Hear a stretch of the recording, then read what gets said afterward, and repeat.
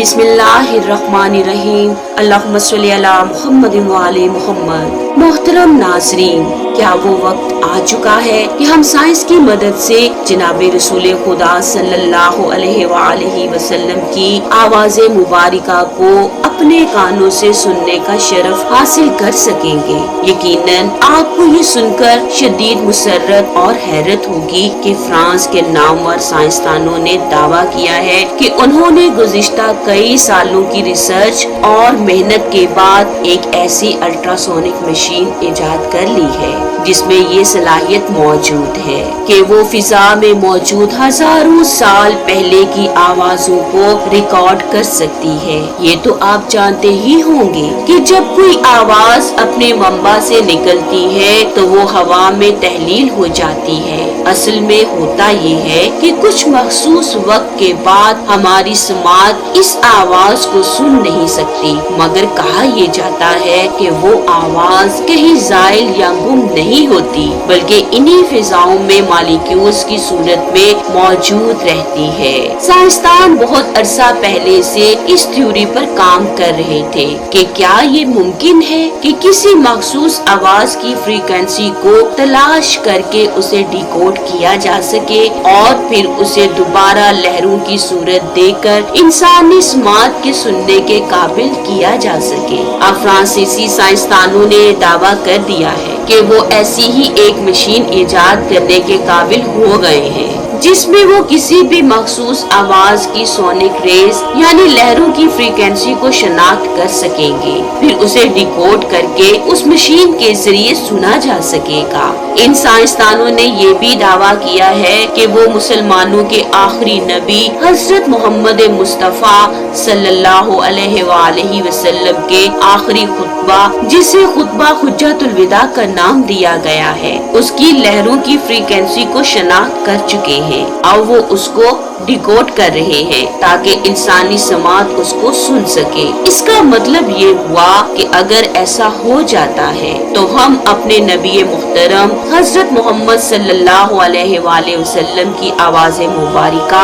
और उनके लहजे में और आप ही के अल्फाज में हुज्जतुल विदा का मुकम्मल खुतबा सुन सकेंगे। अगर ऐसा हो गया तो फिर नौए इंसानी न सिर्फ जनाब रसूल खुदा की आवाज़े मुबारका को सुन सकेगी, बल्कि और भी बहुत सी मोहतरम व मुकर्रम हस्तियों की पाकीज़ा आवाजों को सुन सकेगी। इसका एक मतलब ये भी हुआ कि हम बराए रास्त सरकारे दो जहां की जुबाने मुबारका से दीन इस्लाम के अहकामात सुन सकेंगे और बहुत सी इन गलत फहमियों का अजाला भी मुमकिन होगा जिनकी बिना पर हमारे यहाँ मुख्तलिफ मसालिक में इख्तलाफ पाया जाता है। ये तो फ्रांसीसी साइंसदानों के दावे के बारे में कुछ गुफ्तगू बयान की गई है। अब ये देखना और परखना बाकी है कि क्या ऐसा मुमकिन है कि सदियों पहले की कोई मखसूस आवाज जो हमारी इन फिजाओं में मादूम हो चुकी हो,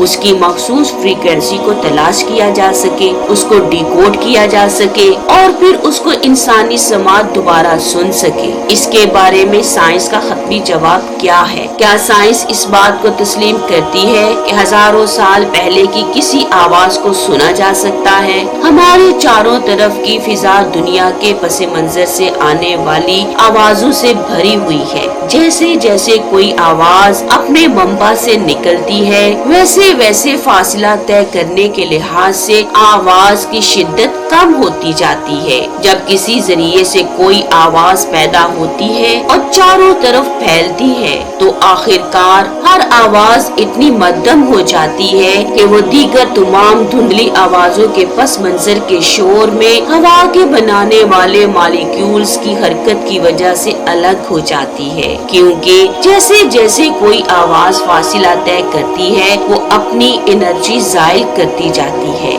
यही वजह है कि अगर कोई शख्स आपसे 50 मीटर के फासले पर बहुत जोर से पुकारेगा तो उसकी आवाज आप तक बहुत मध्यम अंदाज में पहुंचेगी और आपसे कदरे दूर खड़े आदमी तक ये आवाज पहुंच ही नहीं सकेगी। हर तवानाई जो आगे बढ़ती है, फासले के साथ साथ उसकी शिद्दत कम होती जाती है और आवाज तो बिल्कुल खत्म हो जाती है, क्योंकि आवाज तो एक मैकेनिकल ग्रेविटेशनल वेव है जो एक मीडियम के सहारे ही सफर तय करती है। इसलिए ये दावा करना कि हजारों साल पहले की कोई मखसूस आवाज सुनी जा सकती है, साइंस इस दावे की तस्दीक बिल्कुल नहीं करती। सोती लहरें असल में किसी लचकदार मीडियम में किसी डिस्टरबेंस की वजह से पैदा होती है। जैसे जैसे हवा की लहर चलती है उसी हद तक खलल या डिस्टरबेंस बढ़ती है। हम यूं भी कह सकते हैं कि इन लहरों की तवानाई को एक जगह से दूसरी जगह तक पहुंचने की सलाहियत वक्त के साथ साथ कम होती जाती है और यूं आवाज की शिद्दत कम होते होते बिल्कुल ही माधूम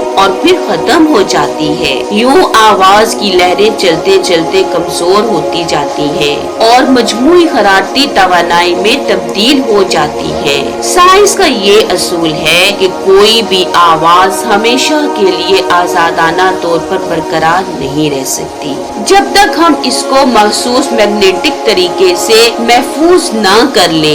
इस तरह ये कहा जा सकता है कि फ्रांसीसी साइंसदानों का ये दावा सच्चाई पर मबनी नहीं है। हो सकता है कि इस दावे के पसे पर्दा भी उनकी कोई इस्लाम दुश्मन साजिश सांस ले रही हो। हमें दुश्मन के हर हरबे के लिए हर वक्त तैयार रहना चाहिए। अल्लाह करीम हमें हक और बातिल में तफरीक करने की सलाहियत अता करे। अल्लाहुम्मा सल्ली अला मुहम्मद व आले मुहम्मद।